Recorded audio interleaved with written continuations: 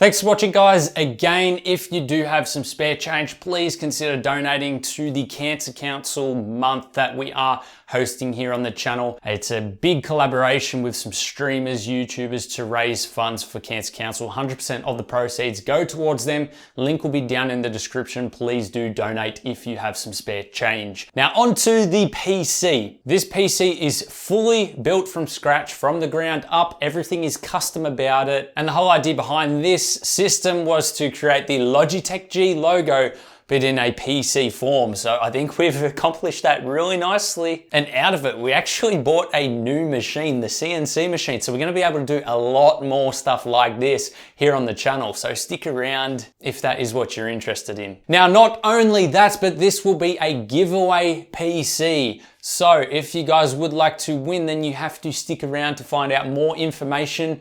Go and follow our Twitter because it will be announced on there and also in our Discord. All the links are down below, so it's pretty easy for you guys to find, but we will have further updates for that in the near future. As far as the specs goes, we do have the ASUS ROG Crosshair 8 motherboard. This has built-in water cooling on the VRMs. And of course, we do have the whole custom water cooling loop with all of the parts from EK water blocks. Inside the motherboard, the CPU is the 3900X. Of course, you've got to go for the best of the best with a giveaway PC. And the graphics card is none other than the ASUS Strix 2080 Ti. So you're going to be playing the latest games and titles with no issues at all. Your boot drive is actually an M.2 SSD inside the motherboard. And then of course on the back, we also have a lot of storage. I believe it's 10 terabytes of Seagate storage. So you're not going to have any issues with storage on this PC. Now the power supply is no slouch either. We've also got Corsair power supply,